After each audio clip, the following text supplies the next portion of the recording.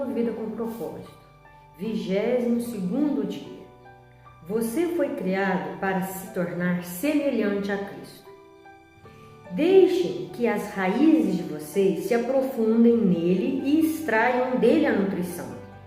Cuidem de continuar a crescer no Senhor e tornem-se fortes e vigorosos da verdade. E que a vida de vocês transborde de alegria e gratidão por tudo quanto Ele tem feito. Colossenses 2:7. Deus já sabia que Ele faria desde o início.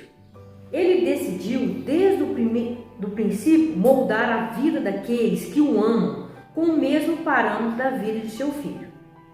Nele vemos a forma original planejada para a nossa vida. Romanos 8:29.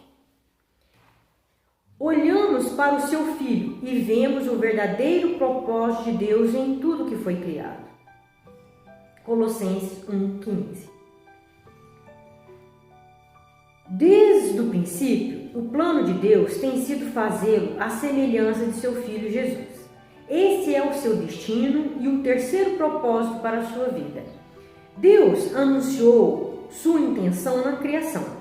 Então disse Deus: façamos o homem à nossa imagem, conforme a nossa semelhança. Em toda a criação, somente o homem foi feito à imagem de Deus. Essa é um grande privilégio que nos honra sobremaneira.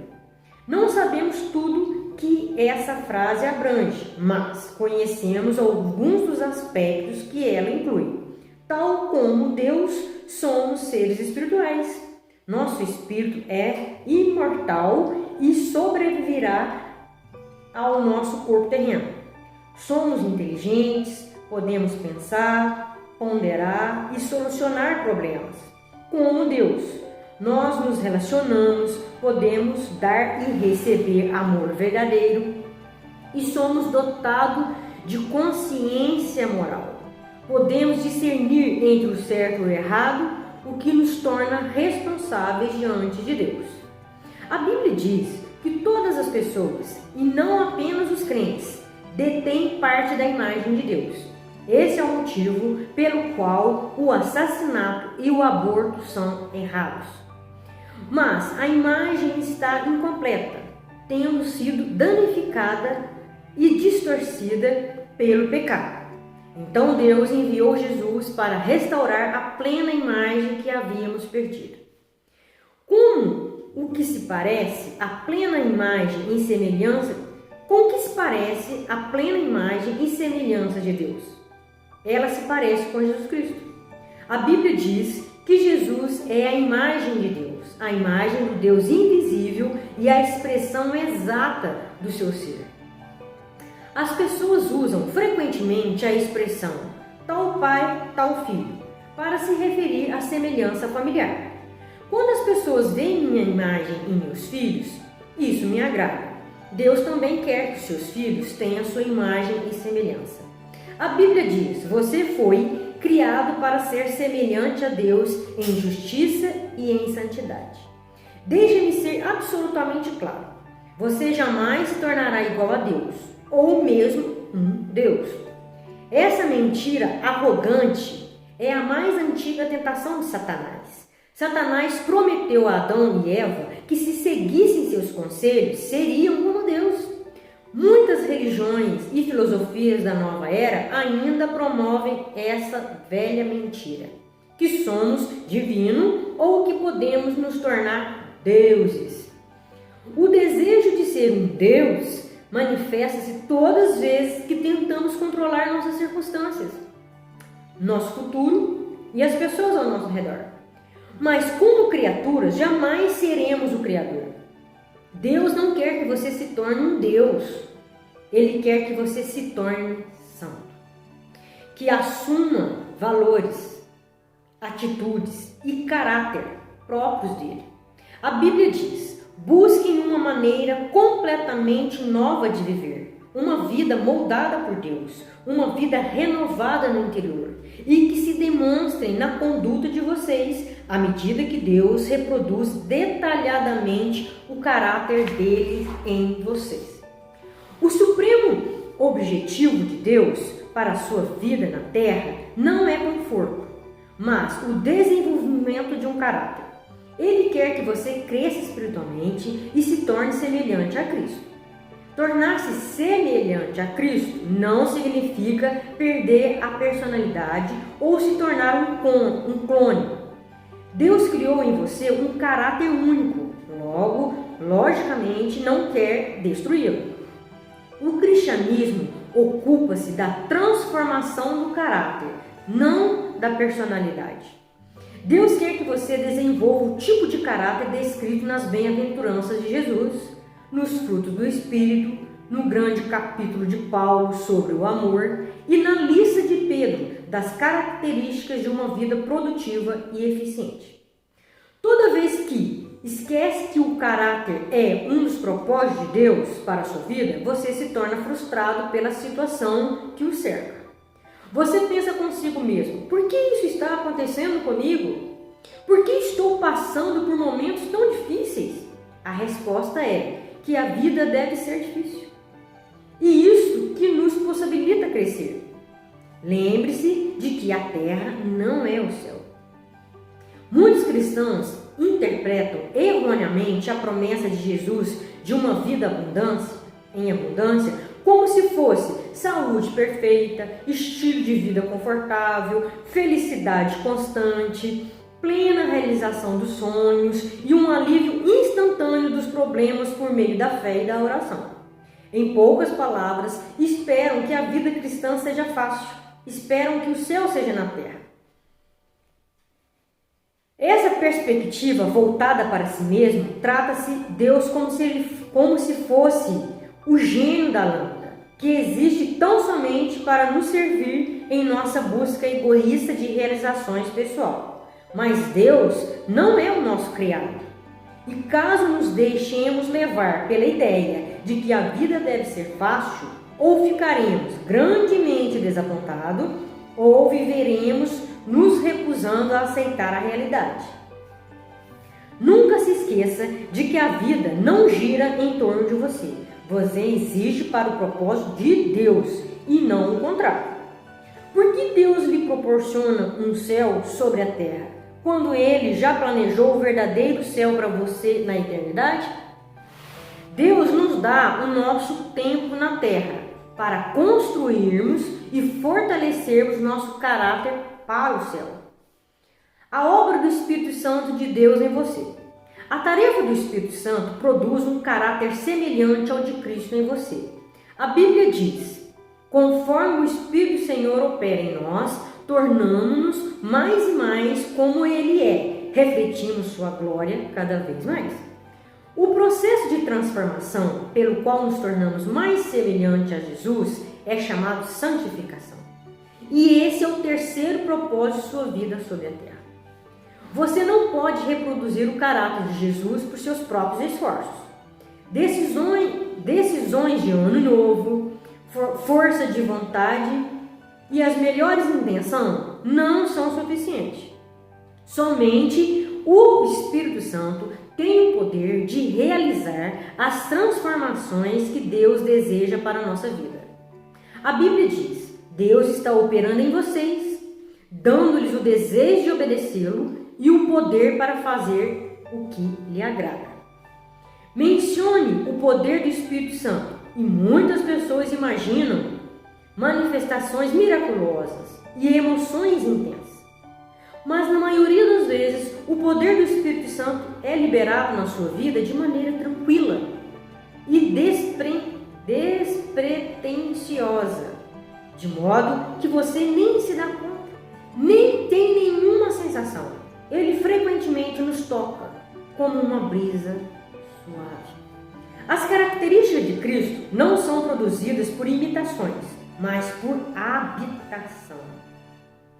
Nós permitimos que Cristo viva através de nós, pois este é o segredo. Cristo vive em vós. E por isso acontece na vida real, pelas escolhas que fazemos. Nós escolhemos fazer as coisas certas nas diversas situações de nossa vida e confiamos no Espírito Santo de Deus para nos dar força, amor, fé e sabedoria para fazê-las. Uma vez que o Espírito de Deus vive dentro de nós, essas coisas estão sempre à disposição quando pedidas. Devemos cooperar com o trabalho do Espírito Santo. Por toda a Bíblia, vemos uma importante verdade ilustrada repetidamente. O Espírito Santo libera poder no momento em que você dá um passo de fé. Quando Josué se defrontou com obstáculos intransponíveis, as águas transbordaram no Rio Jordão. Recuaram somente depois que os líderes pisaram na água corrente em obediência à fé. A obediência libera o poder de Deus. Deus espera que você haja primeiro.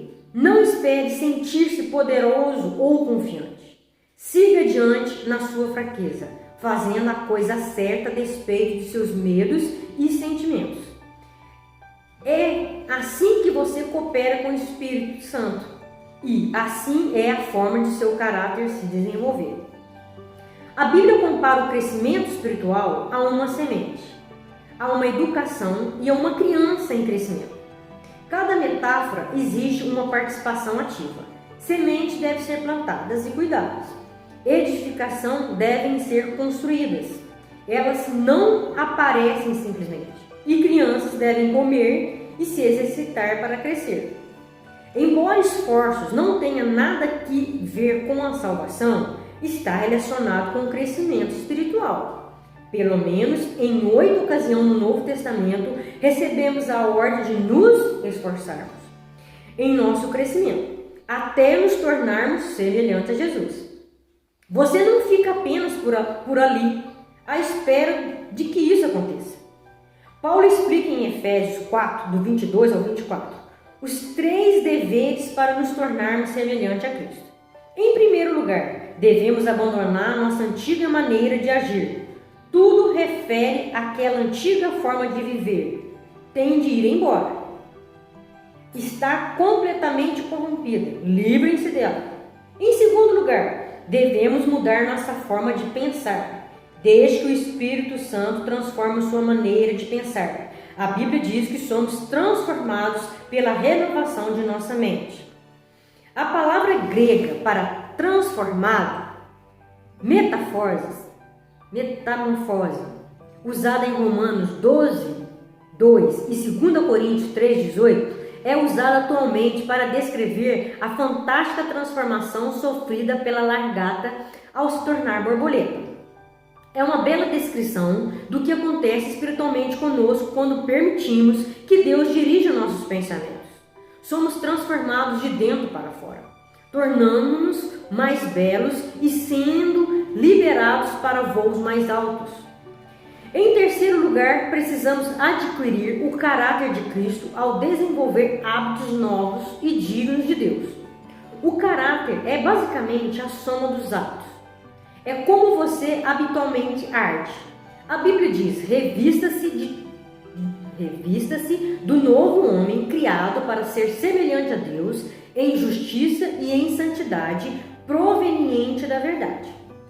Deus usa a sua palavra, as pessoas e as circunstâncias para moldar você. Os 3 fatores são indispensáveis para o desenvolvimento do nosso caráter. A palavra de Deus supre a verdade que precisamos para crescer. Os filhos de Deus suprem o apoio que precisamos para crescer e as circunstâncias suprem o ambiente que precisamos para pôr em prática as características de Cristo. Se você estudar e aplicar a palavra de Deus, se reunir regularmente com os outros crentes e aprender a confiar em Deus nos momentos difíceis, garanto que você se tornará mais parecido com Jesus. Veremos cada um desses ingredientes para crescimentos nos capítulos a seguir. Muitas pessoas presumem que tudo que necessitam para crescer espiritualmente é um estudo bíblico e oração. Mas algumas questões da vida nunca serão transformadas somente por estudo bíblico e oração. Deus usa as pessoas. Ele normalmente prefere operar por meio de pessoas a realizar milagres, de forma que dependemos uns dos outros para alcançar comunhão. Ele quer que cresçamos juntos.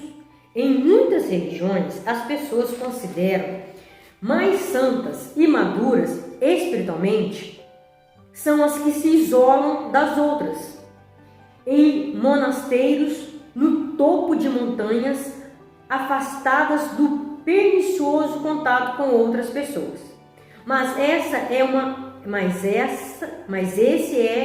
um mal-entendido grosseiro. A maturidade espiritual não é uma busca individual e solitária. Você não pode crescer à semelhança de Cristo isoladamente. Você deve ter pessoas à volta e interagir com elas. Precisa fazer parte de uma igreja e de uma comunidade. Por quê? Porque a verdadeira maturidade espiritual diz respeito a aprender a amar como Jesus amou. E você não pode ser semelhante a Jesus na prática sem que haja relacionamento com outras pessoas. Lembre-se, está tudo em torno do amor, amar a Deus e amar os outros. Tornar-se semelhante a Cristo é um lento e longo processo de crescimento. A maturidade espiritual não é instantânea nem automática. É um desenvolvimento que durará o resto de sua vida. A respeito desse processo, Paulo disse: isso irá continuar até que sejamos maduros como Cristo é e seremos igual a Ele. Você é um trabalho em execução. Sua transformação espiritual, no que se refere a desenvolver o caráter de Jesus, durará o resto de sua vida e mesmo assim não será completa aqui na terra. Ela só estará terminada quando você for para o céu ou quando Jesus voltar. Naquele momento, qualquer componente não resolvido em seu caráter será posto nos mesmos pacotes. A Bíblia diz que quando finalmente formos capazes de ver a Jesus em perfeição, nos tornaremos perfeitos como Ele. Não podemos sequer imaginar como seremos quando Cristo voltar. Porém, sabemos que quando Ele aparecer, seremos semelhantes a Ele, pois o veremos como realmente é. Grande parte da confusão na vida cristã tem origem no desconhecimento da simples verdade que Deus está muito mais interessado em edificar seu caráter do que em qualquer outra coisa. Preocupamos-nos quando Deus parece silencioso a respeito de determinados assuntos. Como? Qual carreira eu deveria escolher? A verdade é que existem muitas carreiras diferentes que poderiam estar de acordo com a vontade de Deus para a sua vida. O que mais importa para Deus é que, seja qual for sua escolha, você o desempenhe com postura de Cristo. Deus está muito mais interessado em quem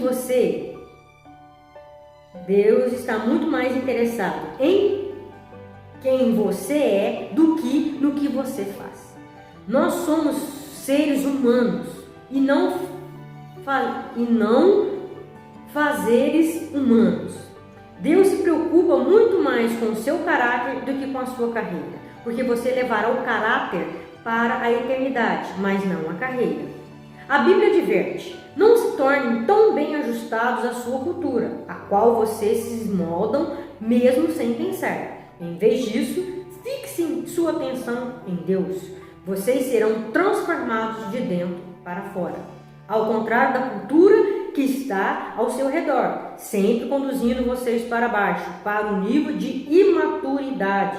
Deus produz o melhor em você e desenvolve em você uma maturidade bem formada. É preciso que você tome uma decisão contra a sua formação cultural, para se concentrar em se tornar mais semelhante a Jesus. Caso contrário, outras forças, como amigos, pais, colegas de trabalho e a cultura estabelecida, tentarão moldá-lo à sua própria imagem. Lamentavelmente, um rápido exame em livros cristãos populares revela que muitos crentes abandonaram o modo de vida em razão dos grandes propósitos de Deus e contentaram-se com a estabilidade emocional e a realização pessoal. Isso é narcisismo e não discipulado. Jesus não morreu naquela cruz apenas para que pudéssemos levar vidas equilibradas e confortáveis. O seu propósito é muito mais profundo. Ele quer nos tornar como Ele, antes de nos levar para o céu. Esse é o nosso grande privilégio, nossa responsabilidade direta e nosso destino final. Um tema para reflexão. Fui criado para me tornar semelhante a Cristo. Um versículo para memorizar. Conforme o Espírito do Senhor trabalha em nós, tornamos mais e mais como Ele é. Refletimos ainda mais a sua glória. 2 Coríntios 3:18. Uma pergunta para meditar. No dia de hoje, em qual área da minha vida preciso rogar pela operação do Espírito Santo para me tornar mais semelhante a Cristo? Deus te abençoe.